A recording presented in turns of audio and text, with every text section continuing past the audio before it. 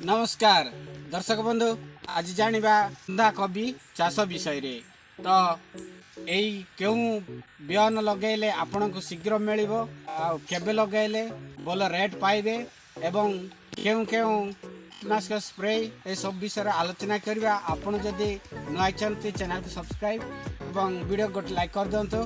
तो देरी न करे आसंतु जानिबा एई बंधाकोबी चाष विषय रे। तो दर्शक बंधु प्रथमे याकू प्लाउ चाष कला परे गरी बुलेबा नचेत केवल गरी मध्य 2 ରୁ 3 ड चाष करदेले ता जमीटी पूरा गुंड गुंड हो जीवो जा फल कि आपण माने गोबर खत पकई मध्य याकू रोपण करिवे।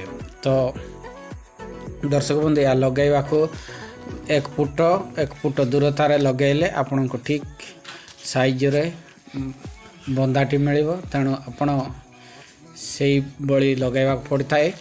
ये देख पार्टी आपण एमती मध्य बेड तैयार कर पारे बा क्यारी करके लगेले आपन सुविधा हो। क्यारी करिवार आउछि जदि आपणकर जमी समतल होइनी से जगह आपन क्यारी करके लगे पारे। देख पार्टी दर्शक बंधु यही बंधाटी छोट छोट एइथिवारो या मार्केट विक्रय पाई बड़ा सुविधा होता है। या को आमे नड़िया बंधा बोली कही था। आपण मैंने क्यों बंधा बोली कहती कमेंट माध्यम जनातु।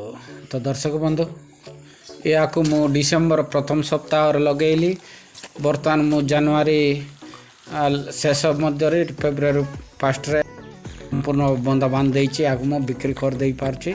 तेणु यही बंधाटी लगेबा आमे समस्ते एवं कम दिन रे अमल करबा। या को दर्शक बंधु माने जदि या को 1 एकर लगेबा को चाहछंती तबे या को आपण स्टेप बाय स्टेप लगाई पारिबे। एकातर के आपण पूरा संपूर्ण बियन न लगाई आपण प्रति राउंड 2 टी पैकेट तळी पकाई आपण जदि लगाइबे ता गोटे एकर टी पई संपूर्ण 6 ରୁ 7 टी पैकेट आवश्यकता पड़ता है। से तेणु आप 3 राउंड हिसाब रे आप लगेले आपण बा बेसी दिन धरी या बिक्री कर पारिबे एवं कौन सी बंधा आपण को नष्ट होब नहीं। तो दर्शक बंधु लंबा समय बिकिवा द्वारा आपणकर रेट मध्य हुणा अधिक एला समय रे आपणकर सर्वनिम्न मूल्यटी आपण सटीक परिमाण रे मिल पार अर्थात रेट बेल को अधिक पैसा मिल एवं कम रेट मध्य आपण बिक पारे। लंबा समय बिकवा द्वारा आपणकर क्षति केबे होब नाही। अप डाउन रे मध्य आपण को मेकअप होइकी आसीबो। दर्शक बंधु एई बंधाटी मु लगेइछि आपण माने मध्य एई बंधा को लगांतो एवं कम दिन रे उत्पादन पाई आपण लाभवान हुअन्तु। दर्शक बंधु या 70 दिन मध्य रे फसल अमल हो जाउतिबारो आपण को कम समय रे या अमल पाइजिबे एवं एथिरे खर्च करतिबा टंकाटे शीघ्र पाइजिबे।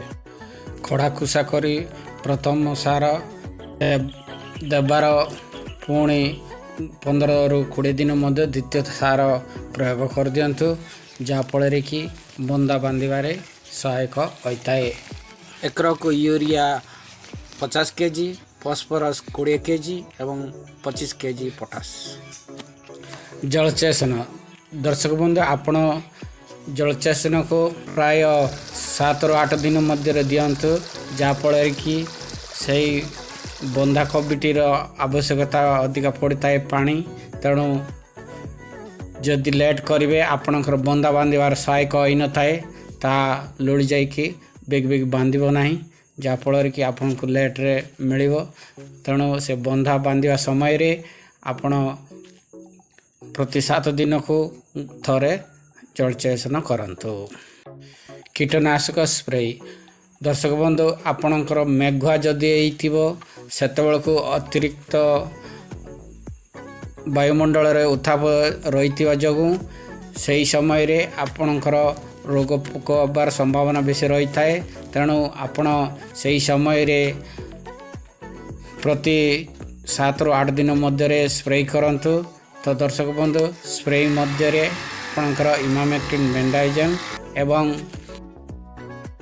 ଲୁପ୍ ନ୍ୟୁରନ୍ 5.4% ଇସିକୁ ଆପଣ ସ୍ପ୍ରେ କରିଦେଇପାରିବେ, ଯାହାଫଳରେ କି ଆପଣଙ୍କର ପୋକ କଣ୍ଟ୍ରୋଲ୍ ହୋଇଯିବ। ଯଦି ଆପଣଙ୍କର ଜଉଆ ପୋକ ହେଉଛି ତେବେ ଆପଣ ଇମିଡାକ୍ଲୋରପିଡ୍ ସହ ଆପଣଙ୍କର ଆର୍ଥିନ୍କୁ ମିଶାଇ ସ୍ପ୍ରେ କରିଦେଲେ ଆପଣଙ୍କର ସେଇ ପୋକଟି କଣ୍ଟ୍ରୋଲ୍ ହୋଇଯିବ। ଦର୍ଶକ ବନ୍ଧୁ ଆପଣ ଯଦି ଆଗୁଆ ପାଇବାକୁ ଚାହୁଁଛନ୍ତି ତେବେ ଆପଣ ସେପ୍ଟେମ୍ବର ପ୍ରଥମ ସପ୍ତାହ ମଧ୍ୟରେ ତଳି ପକାଇଲେ ଆପଣଙ୍କୁ ଶୀଘ୍ର ନଭେମ୍ବର ମାସ ମଧ୍ୟରେ ଆପଣଙ୍କୁ ବନ୍ଧାଟି ମିଳିଯିବ। ତେଣୁ ଆପଣ ଠିକ୍ ରେଟ୍ରେ ବିକ୍ରୟ କରିପାରିବେ ଏବଂ ସେଇ ମାସଠୁ ଆପଣ ପୁରା ଜାନୁଆରୀ ମାସ ପର୍ଯ୍ୟନ୍ତ ଅର୍ଥାତ୍ ସେପ୍ଟେମ୍ବର ମାସରୁ ଜାନୁଆରୀ ମାସ ପର୍ଯ୍ୟନ୍ତ ଆପଣ ତଳି ପକାଇ ରହିପାରିବେ। ତେଣୁ ଏଇ 3ରୁ 4 ମାସ ମଧ୍ୟରେ ଆପଣ ବନ୍ଧାକୋବି ଲଗାଇ ଭଲ ଟଙ୍କା ରୋଜଗାର କରିପାରିବେ। ଆପଣ ବାରମ୍ବାର ଗୋଟିଏ ଜମିକୁ କେବଳ କୋବି ଜାତୀୟ ଫସଲ ଲଗାନ୍ତୁ ନାହିଁ, ଅର୍ଥାତ୍ ଫଳକୋବି ଲଗାଇଲେ ତାପରେ ବନ୍ଧାକୋବି ଲଗାଇଲେ ତାପରେ ଫୁଲକୋବି ଲଗାଇଲେ, ଏମିତି ସିରିଏଲ୍ ଯଦି ଲଗାଇବେ ସେଥିରେ ଆପଣଙ୍କର ପତ୍ରମୋଚା ରୋଗ ବା ସଙ୍ଗେ ସଙ୍ଗେ ମୂଳସଡ଼ା ରୋଗ ହେଇଥାଏ। ତେଣୁ ଏହି ଜାତୀୟ ଫସଲକୁ ବାରମ୍ବାର ନେଇ ଆପଣ ଏହାକୁ ପରିବର୍ତ୍ତନ କରିବାର ଆବଶ୍ୟକତା ପଡ଼ିଥାଏ, ଯାହାଫଳରେ କି ଏହି ରୋଗରୁ ଆପଣ ମୁକ୍ତି ପାଇବେ। ଦର୍ଶକ ବନ୍ଧୁ ଏହା ଏକର ପ୍ରତି 70ରୁ 80 ଟନ୍ ଅମଳ ହେବ। ତେଣୁ ଆପଣ ଯଦି କିଲୋ ପ୍ରତି 15ରୁ 20 ଟଙ୍କା ମଧ୍ୟରେ ବିକ୍ରି କଲେ ଏହା ଆପଣଙ୍କୁ 70ରୁ 80 ହଜାର ଟଙ୍କା ପର୍ଯ୍ୟନ୍ତ ମିଳିବ। ଭିଡ଼ିଓଟି କେମିତି ଲାଗିଲା ଆପଣଙ୍କ ସାଙ୍ଗସାଥିମାନଙ୍କୁ ସେୟାର କରନ୍ତୁ। ଦର୍ଶକ ବନ୍ଧୁ ଚ୍ୟାନେଲକୁ ସବସ୍କ୍ରାଇବ୍ ଏବଂ ଭିଡ଼ିଓକୁ ଲାଇକ୍ କରିବାକୁ ଭୁଲନ୍ତୁ ନାହିଁ।